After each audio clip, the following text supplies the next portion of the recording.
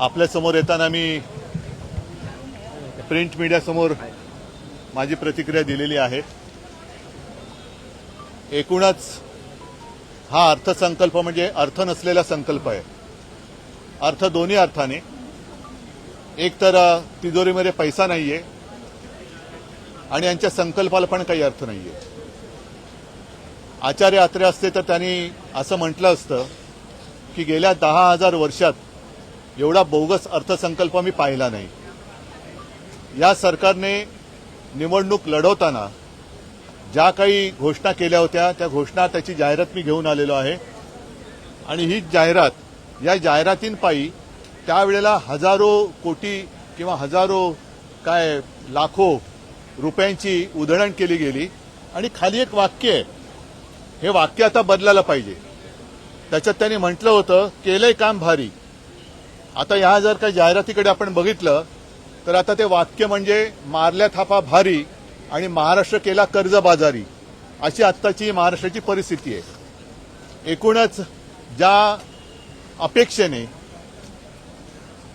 या सरकारच्या मते, कारण आमचं मत आहे हा जो त्यांचा विजय आहे निवडणुकांमधला, हा बोगस मतदान, ईव्हीएमचा घोटाळा, त्याच्यानंतर दुबार मतदार वगैरे वगैरे वगैरे सारांचे एकत्र तो परिपाक आहे। पण या सरकारला जे वाटतंय की महाराष्ट्रातल्या जनतेने बहुमताने त्यांना निवडून दिले, त्या बहुमताचा अपमान करणारा हा अर्थसंकल्प आहे। कारण त्याच्यामध्ये लाडक्या बहिणींना काही वाढीव जे 2100 रुपये देणार होते त्याचा काही आजच्या अर्थसंकल्पात उल्लेख नाहीये। शेतकऱ्यांना जसं आमच्या सरकारने, मला आठवतंय मी मुख्यमंत्री म्हणून नागपूरचं जे एकमेव अधिवेशन झालेलं पहिलं, त्या अधिवेशनात शेतकऱ्यांना मी कर्जमुक्तीची घोषणा नाही तर घोषणा करून अंमलबजावणी केली होती। या सरकारने त्या जाहिरातीत म्हटलेलं होतं की शेतकऱ्यांची कर्जमुक्ती करू, त्या कर्जमुक्तीबद्दल काही नाहीये।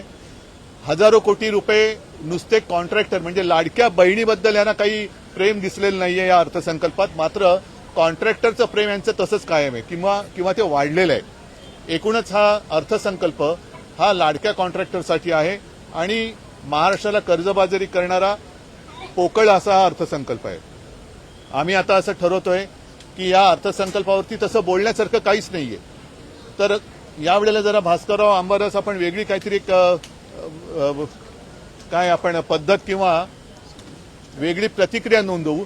या जाहिरातींचा एक गठ्ठा आणि त्यांच्या तो जो दुसरा आहे ना त्यांचा ते जुमलानामा, त्या जुमलानाम्याची कॉपी या सरकारला आपण भेट देऊया। बाकी त्याच्यात काही बोलण्यासारखं याच्यातला काही भाग नाही, कारण जी पूर्वी कामं चालू होती त्याच कामात आम्ही पुढे काय करणार आहोत। आणि याच्यात एक गोष्ट मला विशेषतः सांगावीशी वाटते की जो उल्लेख केला गेला की मुंबईचा नवीन विमानतळ आणि जुना विमानतळ यांना जोडणारी मेट्रो, खरं ही मेट्रो अदानीने केली पाहिजे, कारण हे काम विमानतळ दोन्ही सगळे विमानतळे अदानीने दिलेले आहेत, त्याच्यामुळे हे काम अदानीने केलं पाहिजे। नाहीतर मग असं होईल की विमानतळ अदानीने दिल्यानंतर तुम्ही म्हणाल की आम्ही धावपट्टी सुद्धा करून देतो। ही गोष्ट म्हणजे शुद्ध धुळफेक आणि लुटबाजी आहे। तर जी कामं, मी परत सांगतोय की ही कामं जी कॉन्ट्रॅक्टरच्या हिताची आहेत, आणि मी कालच म्हटलं, कारण देवेंद्र फडणवीस कारण नसताना त्यांनी माझा उल्लेख केला होता की कामांना स्थगिती द्यायला मी काही उद्धव ठाकरे नाही, तर हीच जी कामं जी मी होऊ दिली नसती, कारण केवळ मालकाच्या मित्राचे खिसे भरण्यासाठीची कामं माझ्या राज्याचं नुकसान करून मी होऊ दिली नव्हती आणि ती होऊ दिली नसती, त्यातलीच ही कामं आहेत। आणि एकूणच शेतकऱ्यांना हमीभावाचा कुठे उल्लेख नाहीये। लाडक्या बहिणींचा 30-31 हजार कोटीचा 36,000 कोटी केले, पण 2100 रुपये कधी देणार?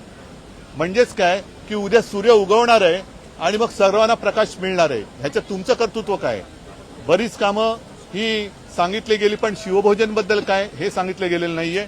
अशा अनेक गोष्टी या अर्थसंकल्पामध्ये नाहीयेत आणि अनेक गोष्टी ज्या अपेक्षित होत्या त्या देखील दिसत नाही।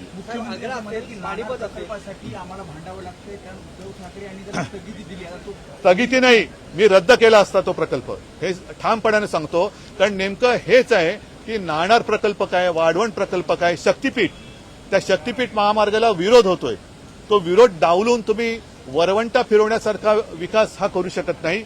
मी नाणार प्रकल्प, जसं नाणारला आम्ही तो रद्द केला, करून घेतला, याचं कारण चांगले उद्योग गुजरातला, म्हणजे गुजरातला रांगोळी आणि आम्हाला राख, असा त्याचा अर्थ आहे की काय?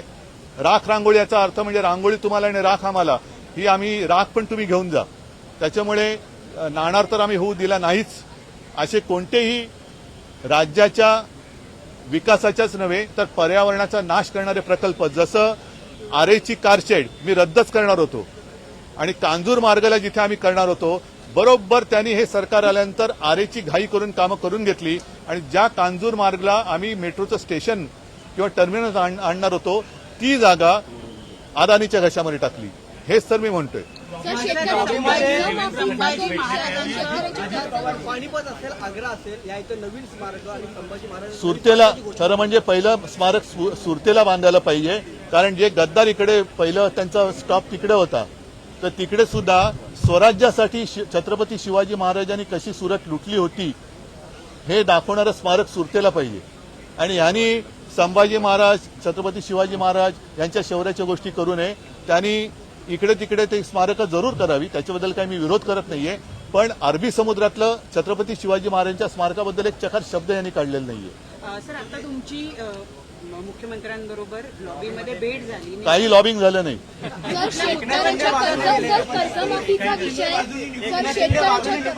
नाही ते सोडा. आता खरात जी बोलले तसं सोयाबीन आहे, कापूस आहे, हे हमी भाव, तूर बीर सगळ्यात म्हणजे शेतकऱ्याला तर काहीच दिलेलं नाहीये. कर्जमाफी तर केलेलीच नाहीये. आम्ही केली होती. उत्पन्नापेक्षा पण जास्त खर्च या अर्थसंकल्पात दाखवण्यात आलेला आहे. मग ही अर्थसंकल्पातली जी तूट आहे ती कशी नेमकी भरून काढणार तर आहे? त्यांनी त्याला सांगायला पाहिजे. आणि म्हणून मी ती जी जाहिरात दाखवली ना, की त्या जाहिरातीमधल्या ज्या काही सगळ्या थापा आहेत, मारल्या थापा भारी आणि महाराष्ट्र केला कर्जबाजारी, हे त्यांचं घोषवाक्य आहे. हे कर्ज फेडणार कोण? कर्ज फेडणार कोणच?